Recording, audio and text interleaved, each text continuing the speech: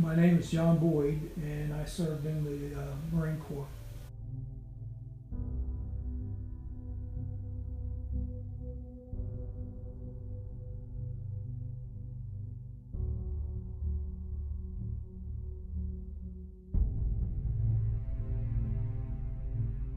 I was actually drafted in 1969.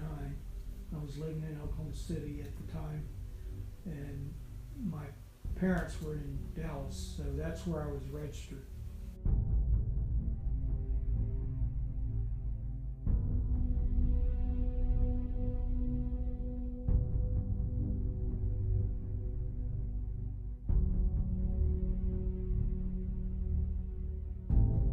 The lady that I met with told me that I was going to be drafted into the Army, and if I was going to go, I wanted a choice.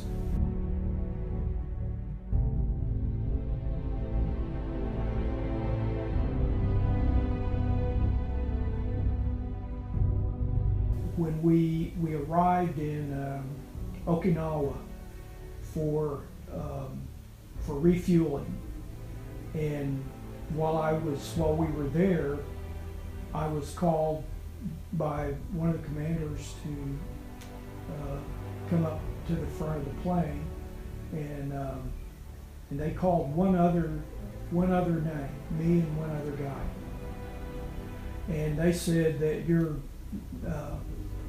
you've been reassigned and you're getting off here.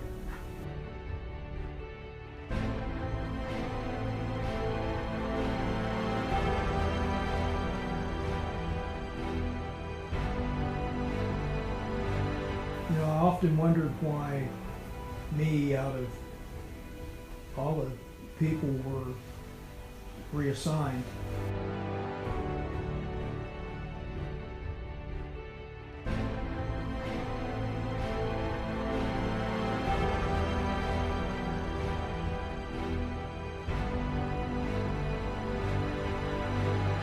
And I found out a couple of months after I'd been there, through a letter from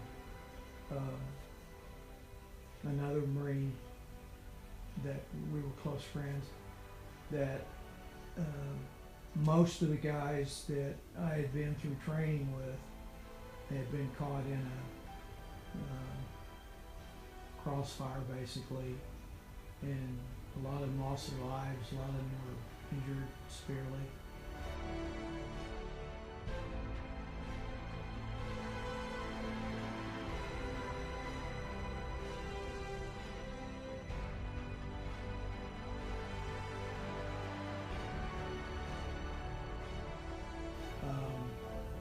Now it's kind of tough knowing, you know, I've been through a lot with those guys and have become very, very close friends with them, but I never could, I never did know, you know, what happened to individuals, each, you know, individual, other than a couple of them, who, one of my closest friends during boot was, I had understood he had lost his legs, and it's just, you know, it's devastating to hear news like that, but then wonder why, you know, why was I spared of that? It's just one of those things, you know, of war. And of course, those guys went in, and within just a couple of months, they, you know, they were gone.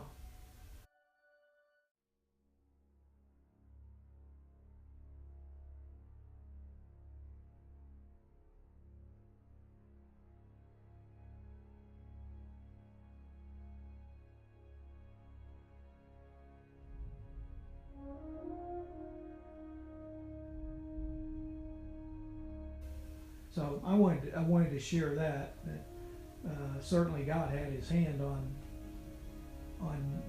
me, him as well, but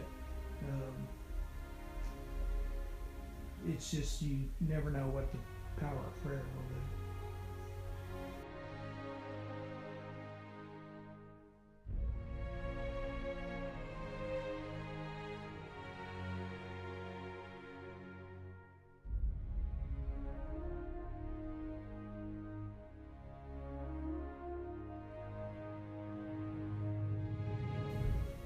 to this day, whenever I see a Marine, or I've had other Marines, young Marines that are in now or just got out from maybe the Iraq or Afghanistan operations. I know recently I was at a restaurant and I had one of my Marine Corps hats on when I was leaving, and as I walked outside, there was some tables, chairs out there with customers there. The guy hollered, "Hey Marine," 2 or 3 times, and I didn't know he was talking to me, and he came up to me, and he was a very young guy, and he just said, "Semper Fi."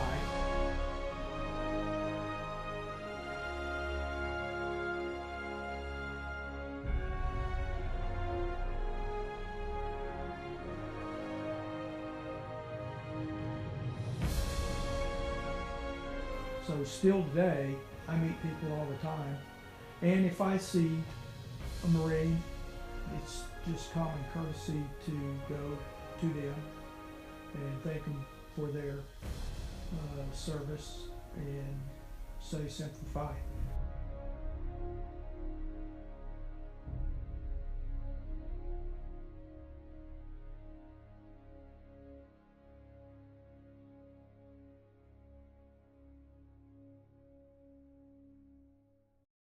But I had some very, very, very close ties.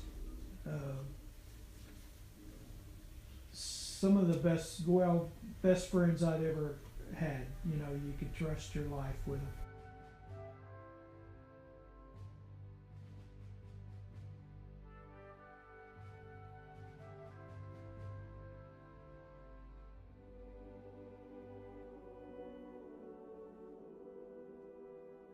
The one thing about the Vietnam conflict is the country of Vietnam was split into North Vietnam, South Vietnam, and it was the South Vietnam portion that we were aligned with. So we were in war against the northern portion. And so you couldn't tell who your enemy was, you know. And they were very good at mixing in the different, you know, the cultures. They were extremely good at using any military hardware that would get discarded. They were very good at adapting that equipment to use back on the American soldiers and the South Vietnamese as well.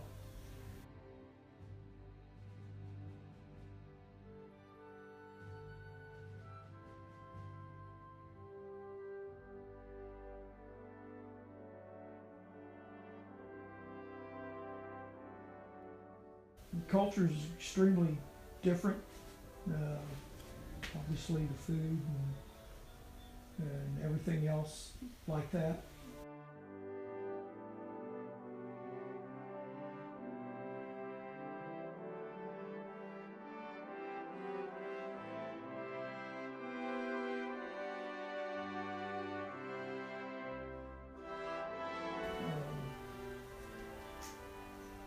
They were very kind people, especially the South Vietnamese. I can't say that so much for the North, but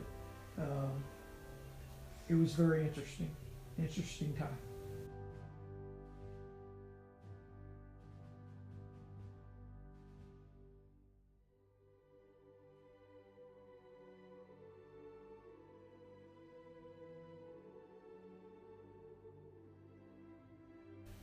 Unfortunately, I did.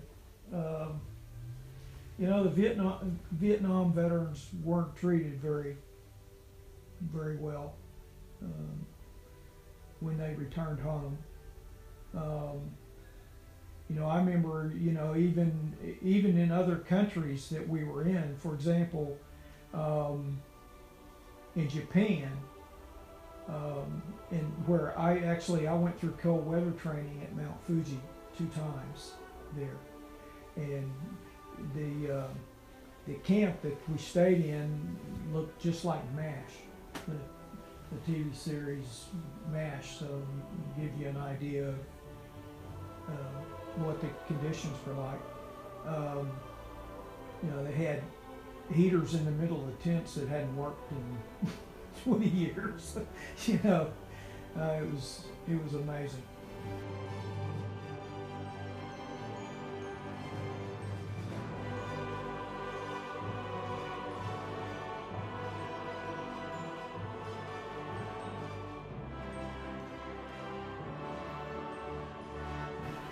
We had rocks thrown at us, food thrown at us, spat on, and all we could do was just turn the other cheek, just walk away. So, like in Japan, out in public and in some areas, the Marine Corps was not allowed to wear their uniforms. We had to be in civilian clothes. But even then, they knew what we were. And you'd get refused service or be asked to leave or whatever, and they would take their kids and pull them away, like we were there to harm them.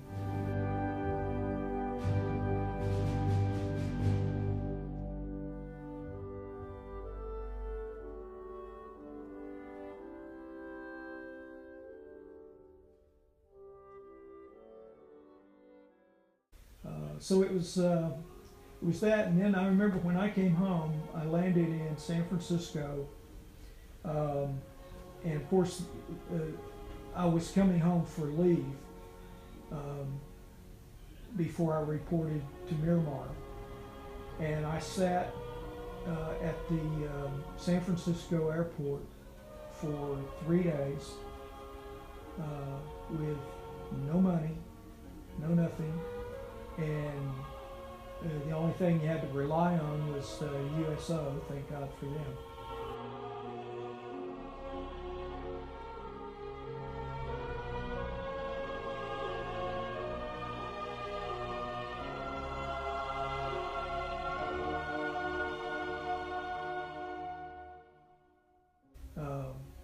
But I remember when I got there, and I had my papers and my ticket to fly, but you were put on standby. So every flight that come in, you would typically get bumped for someone else. So you were just sitting there waiting. And there was a girl that was from Dallas. It was interesting. We just sat down next to each other, and she asked me, where I was coming from, and we just talked. And she was only there for 2-3 days, 3 days to be exact. And when she came back to the airport to fly home, I was still there waiting for a ticket.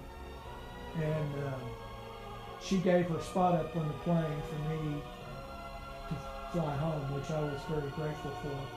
But even there, people spat on us, and it was very hard to understand why. And so to this day, I have the greatest respect for anybody that served in any of the services